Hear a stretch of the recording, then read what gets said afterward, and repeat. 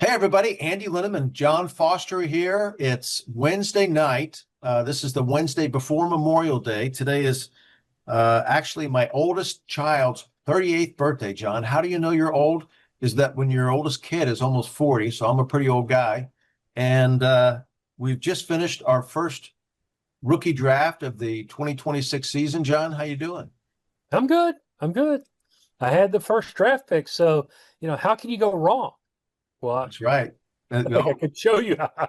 We're going to talk about that, John. Before we get into that, so what we're going to talk about tonight, if you're tuning in, one of the things that has been a hot topic is the value of a mock draft and a consensus board during this kind of podcast season leading up to and following the draft. We've got something better than a mock draft or a consensus. We have an actual rookie draft that just took place in a really good league that John and I are both in. And we're going to, so if you're preparing for a rookie draft, stay tuned because we're going to share with you what that draft looked like so that it'll help you prepare for your upcoming All-22 rookie draft. With that said, we always like to start each episode by reminding everybody that if you're not listening to Chris and Ray's All-22 NFL podcast, that probably explains why you're not at the top of the standings in your league. You should do that. Thank you for watching this episode, and please subscribe and share with other people who are in All-22 leagues. So, John? Andy, I've got a comment there that one more thing I think we should remind everybody of Yeah. is that new leagues are forming right now, and all of you out there have friends that you'd like to get involved with all 22. Not everybody has friends, John, but most of us do. Most of us, but Most. I would encourage you to get a friend, have them join with them into a new league. Right now, we're looking to fill a bunch of leagues for All-22 this year, and you all know somebody you'd like to play with, so have them join a league. Yep. And there's several out there. John's the commissioner in a couple of leagues. There's a 16 and a 12 team that John's doing, and I'm doing a 16 team league that's kind of a competitive focused league. So great point. So, John, we just finished our first rookie draft of the 2026 season. There's nothing more fun in All-22 than the draft. I always feel like, and this particular league is the Perseverance League, John. I feel like it might be the best league that I'm in. And Usual Suspects is a really good league, right? That was kind of handpicked. Meanwhile, I just kind of feel like the Perseverance League is a really good league. I'm going to say this not to be braggadocious. I'm in 4 different leagues. I've won championships in 3 of them. I think my playoff record in those 3 leagues is something like 11-2. That may be wrong, but it's pretty close. In the Perseverance League, I have never won a playoff game. I'm 0-2, and I'm heading into this season kind of like trying to figure out what do I have to do.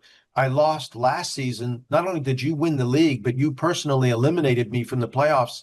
I haven't made it. I have not won a playoff game in that league. So we entered this draft. You had the top pick. So you won the league, yet you ended up with the top pick. I ended up with picks 4, 9, and 10. What were your thoughts as you're kind of heading into this season, with the top pick? You're coming off a championship. What are your feelings about the draft class? Just kind of And blank slate there. What do you think?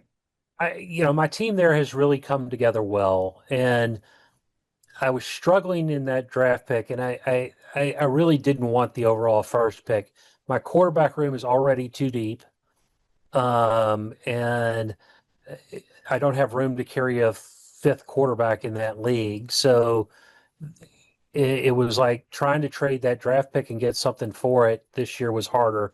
So I ended up just keeping it and drafting David Bailey. And he's gonna, if he develops, recognize that I've got Will Anderson and Nick Bosa in that league. So it's not like I need an edge rusher right away, but it's just depth. It's drafting for the future, and kind of one of the strategies that I have is look for the best player, the most impactful player. And I had the number 1 overall pick because I had traded a player, and David Bailey may be a player that I trade in the future, or Nick Bosa, or Will Anderson for that reason for the number one overall pick for the next season. It just, however that works through. You had 3 picks in the first round. That's because you're active in the trade market and saying I'll give up Max Crosby or an edge to get a high draft pick. So I didn't have a second round pick because I'd given my second round and a player for the first round that turned out to be the number one overall. I ended up trying to trade it, wasn't able to, and was very happy to take David Bailey. Yeah, I felt like this was an interesting draft class. I'm going to say stuff that everyone else has probably already figured out, but like if you're in an all-22 rookie draft, you're probably looking at this draft class saying that obviously it's not a great quarterback class. And not only that, most of the better players are not necessarily the highest positional weights. So that's a difficult thing. I ended up going Caleb Downs at 4. Hard to imagine that I would ever taken a safety at number 4. I considered taking him at 1. Yeah, I know. And I had David Bailey, Caleb Downs, and Mendoza as my 3 that I just was trying to understand where to pick. And one of the decisions that I have to make is who can I hold on to and survive them not starting, and yeah. how many players can get cut in the first 4 weeks of a season, and a lot of rookies, of the 84 rookies that get drafted, a high percentage of those will get cut because they simply just don't get snaps and they won't make a difference on somebody's roster. So they'll get cut and picked up on free agency by somebody else. And if you're new to all-22, or maybe you've just, I don't know, you've only done one league, the thing to remember is by the time that you're in week 5, when open dates begin, that's when having depth on your roster is critical. You got to have guys who are getting snaps because you may have 3 or 4 people who are out because of injury that week and another 5 or 6 people who are out because of open dates. And you need backups in spots. So, who are the first people you cut are people who are not getting snaps, which are often those late round draft picks that you took that you love. You still love those guys. But you maybe have to cut them loose. So, John, I think just as a takeaway, that was my feeling in this draft class is that it's not necessarily devoid of talent, but no, I thought there was a lot of good talent. It just wasn't positionally weighted really heavy. Yeah. So it's like I ended up getting Jeremiah Love at 9. I don't love taking a running back at 9 who didn't land in a spot that I feel like is a great landing spot, but he's a great talent. So if you take Jeremiah Love at pick 9, for example, he fits on my team. I've got Josh Jacobs as my starter and Breece Hall's a backup. He fits. I was kind of surprised he made it to 9, but when you are doing that in a fantasy draft, it sort of says a lot about the positional weight of the players that are in that upper tier. I kind of felt like that first tier was maybe 4, 5, 6 players. The next tier was 5 or 6 players.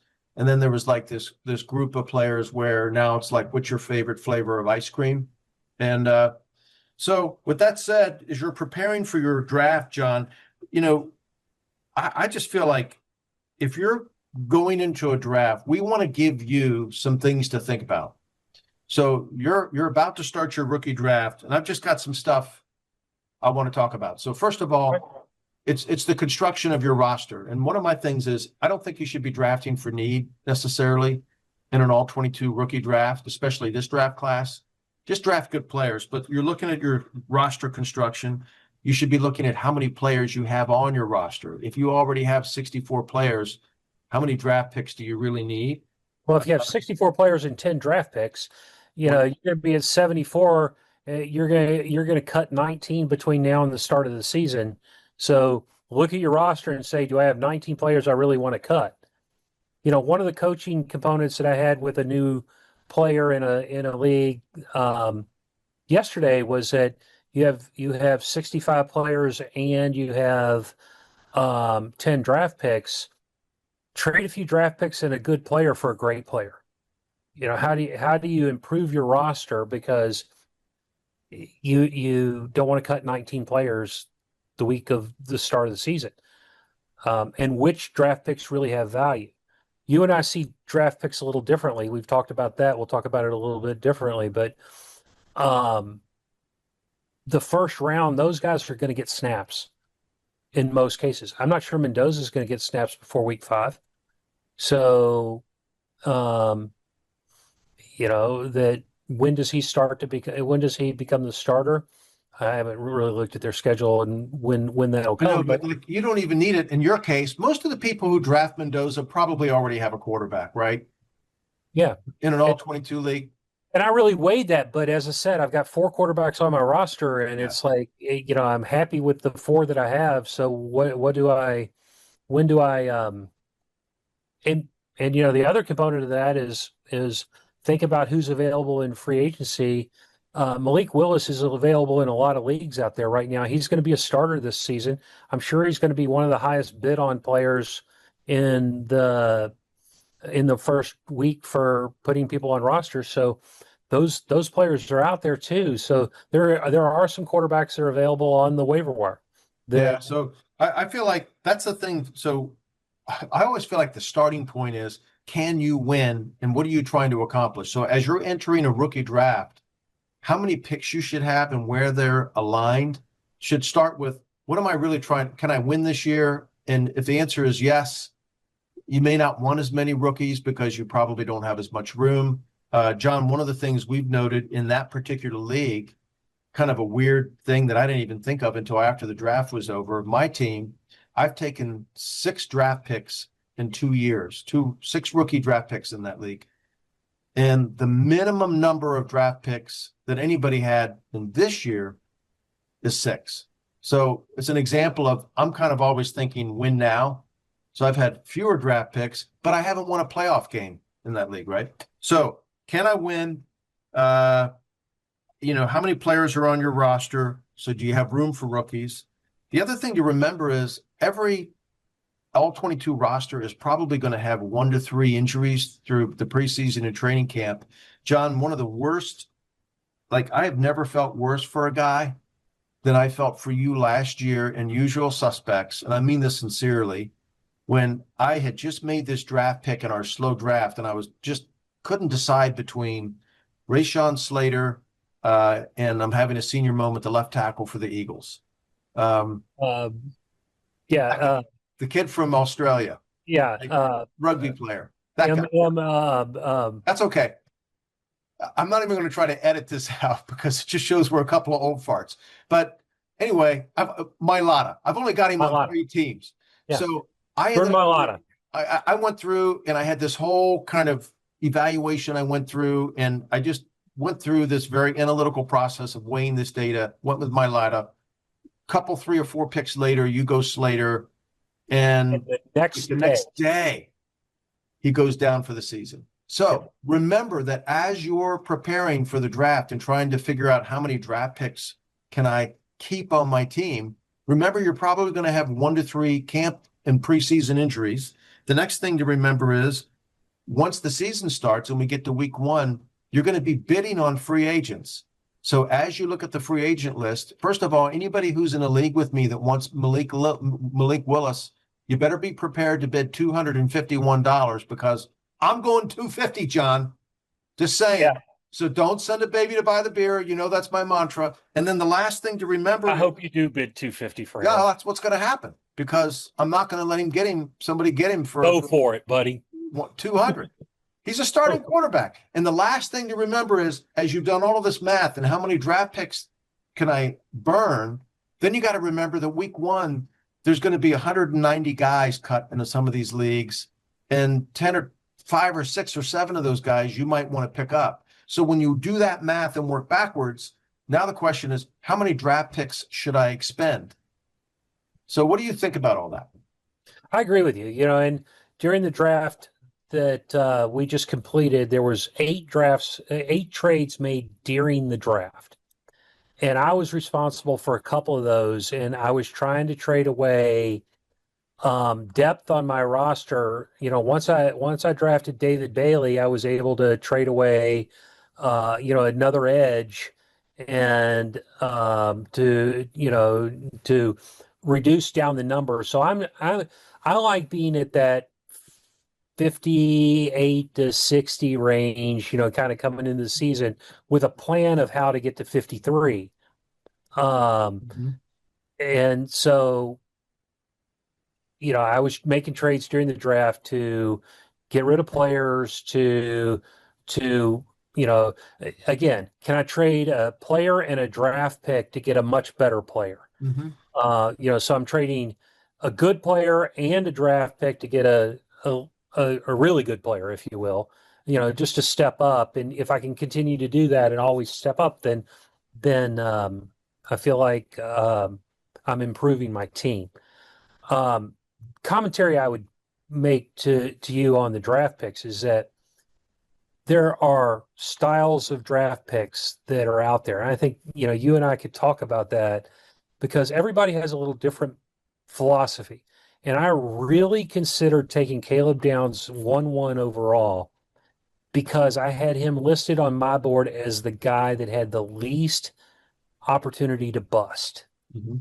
I thought his floor was high.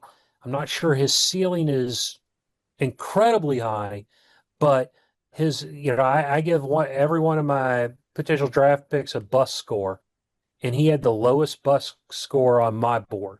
Same.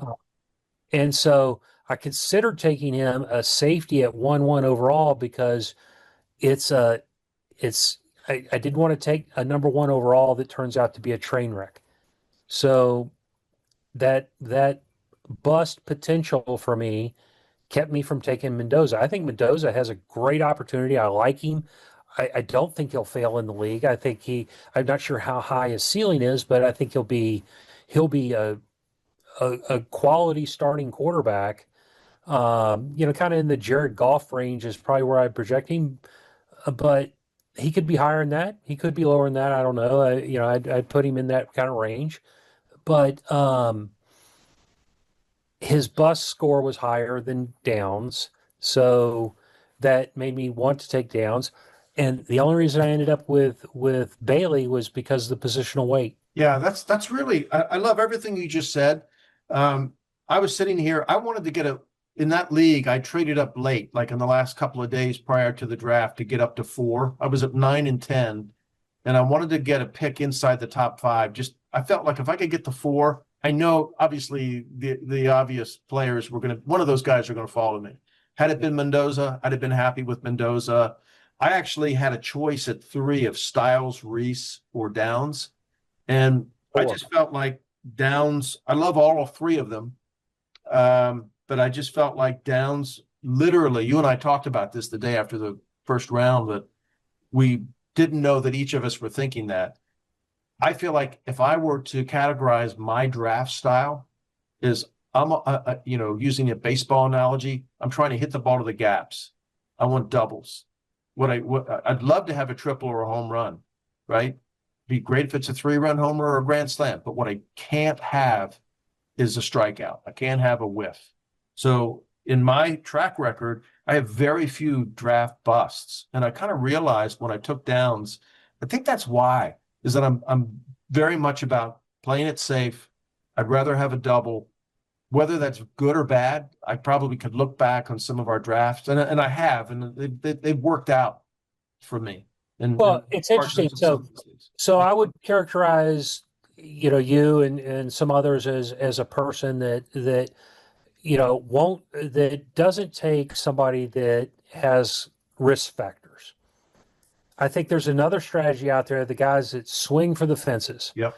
They may strike out some, but they hit it out of the park some other times too. And those are fun when you get somebody who Absolutely. So one of those picks in this draft that I'm really like, one of the most polarizing players in this draft class, and I can't wait to see how this guy turns out, is Caleb Banks. Yep. And Orlando took him at 18, which, I think that's right about where he went in the NFL draft. And I might be wrong on that. Was it 18? I was right around there. It went right about where he went in the NFL. And Orlando is a guy who's won several All-22 leagues, so I totally respect. He does PFF work for PFF, doing for college. So that's a different style. Yeah, The guy that he's swings capable for of swinging for the fences. and takes rookies and does really good research on them Yeah. and says, you know what, this is my guy. Yeah. Uh, there's another general manager out there that says, I'm going to make it up in quantity. I'm going to draft 12 players and I'm going to hold them as long as I possibly can, see which of the six make it. And the other six can fall to the wayside, but I'm going to do this on quantity, not anything else. Yeah, So that reminds me of the Packers. You know, they kind of draft in volume sometimes. We're not going to bring in one receiver. We're going to bring in three receivers. We're not going to bring in one tight end. We're going to bring in two tight ends. And there are some guys. We've got a team in this league, I think right now that has like, is it 75 players or something like that? That's a big number. And so he has a lot to sort through. All of those in the comment, I think that we're both saying, John, is none of those are right or wrong. They're just different styles. yep. I always feel like it's good to kind of analyze what is like, go back and look at your past drafts and figure out what is my style. What I don't, you may not have been like, I literally just realized and told you a couple of days ago, I just realized I'm a doubles guy, you know, big baseball guy myself, played baseball and softball for many, many years. I'm not swinging for the fences. I just don't want to strike out. Right. So sometimes it's good and healthy to go back and evaluate, how am I doing? Is it working? Is it not working? And the guy who is going for volume, there's like one of the other guys that I see are the slow and steady guys who, if I may not have 12 picks, I'm going to have 3 or 4 picks, but I'm going to hang in there and ride this player out. And I have been guilty of not being that guy. Yeah, they've done the research and believe that player. The guy that held, the guy that holds on long enough and, drafted Sam Darnold coming out of college and held him, really had a great season last year. But I don't those know are if hard to that, come by. yeah, I don't think Sam predated All-22, but like the guy that fits that for me, John, we were talking right before we hit record. John and I are in a league where I happen to have a pretty good team and I didn't have a lot of room on the roster. And right before this cut down, sort of before week 1, we needed a roster spot. And we had picked up Peter Skoronski the previous year on waivers. He was an example of a rookie that somebody hung on to for like a year and a half. And finally they were like, I got to get rid of him. I think it was Dustin, if I'm not mistaken. And he cuts I don't even know. We picked him up and we held him through the offseason. And we got to the start of the season and we were like, we got to get rid of Peter Skoronski. We don't have a roster spot for him because we were drafting whoever we drafted last year, right? And then lo and behold, Skoronski had a really nice year. And I said to my partner, John Ganster, the other day, I'm guilty as I look back because I'm evaluating what we've done. You should be evaluating what you've done. And I said, there's been a couple of times we could have been more patient with rookies. So all of those things are things you should be thinking about as you head into your rookie draft. What have you done well? What have you not done well? Is your style working or not working? But I just feel like there are people who will say, I know I'm going to burn 13 draft picks and I can only keep 2 or 3. The challenge with that, John, is it's really hard to do a draft in the summer and really figure out what you've got there before week 1. That's the challenge, is that do you have enough time to really learn, especially in the NFL with the preseason being what it is now? Yeah, it's hard to get really good information during preseason, and you don't know. So each one of those strategies is a viable strategy. And you said it a moment ago, none of them is the right strategy. It's really a blend of all of them to say, I mentioned this earlier. I take some picks I always try to hold a 6th or 7th round pick to take a flyer on somebody that I really like in a room, that I have enough room that I can carry a 5th cornerback instead of 4, or a 5th safety instead of 4, Yeah. and take a flyer on somebody and say, I really like this guy. I like his landing spot. I like everything about it. If I can hold him to see if he matures into the player that I think he can be, I always try to save a 6th or 7th round pick to do 1 or 2 of those because, it's fun to speculate. And for me, that's the dollar lottery ticket to win $1 million. Yeah, John, it's sort of like, to me, we live in well, I live in northern Kentucky. John lives just north of Cincinnati in Ohio, but he lived in northern Kentucky for a long time. Um, I'm not a big horse racing guy. I'm not a big gambler, but my wife and I love the Kentucky Derby.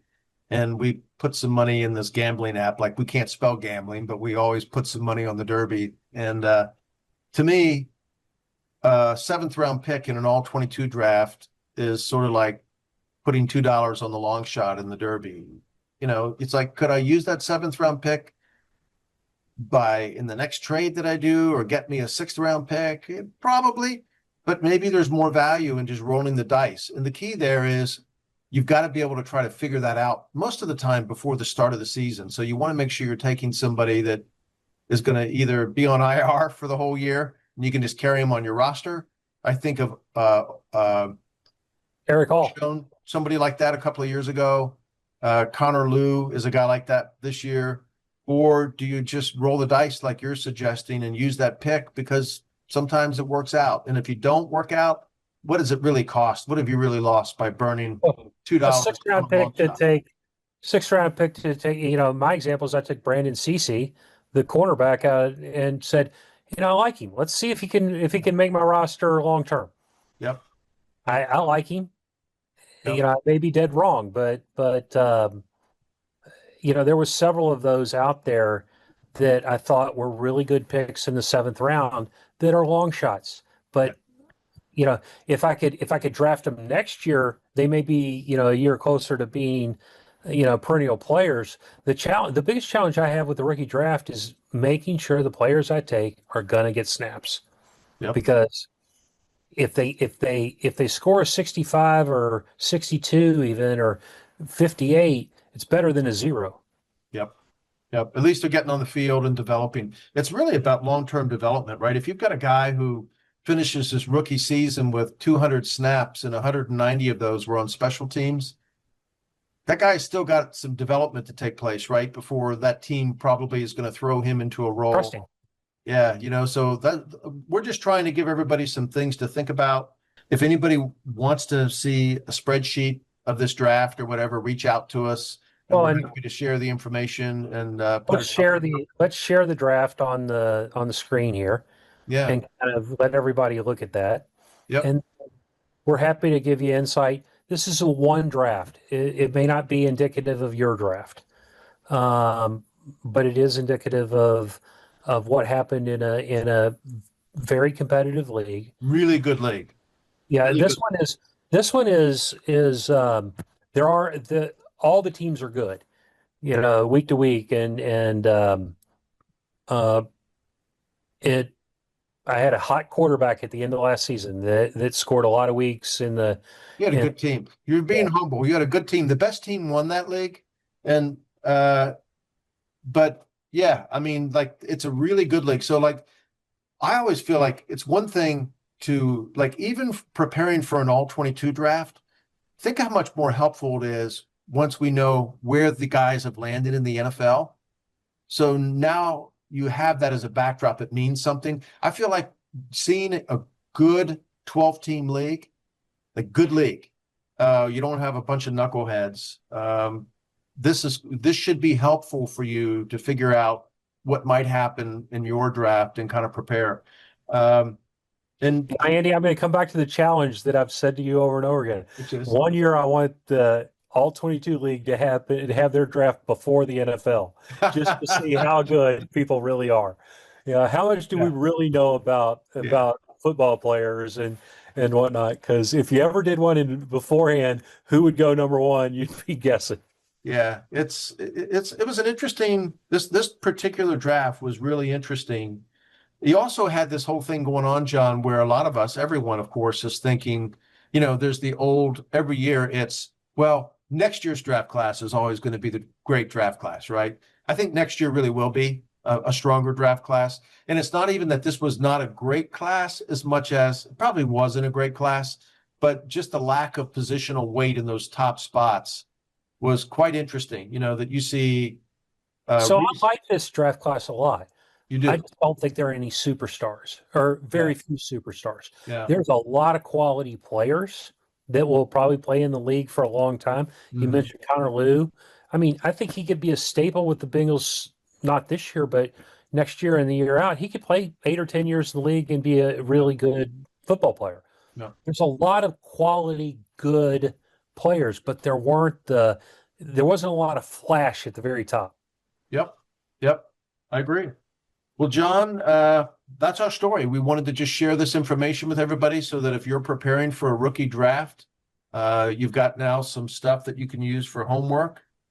My suggestion is figure out how many draft picks you really can, don't just, it's not necessarily like the NFL where having more picks is better. That's just more cuts you're going to make later. Have a plan. We don't have a practice squad, so you're limited. That's right. You got to have a plan. How many guys can I carry? How many guys am I going to cut?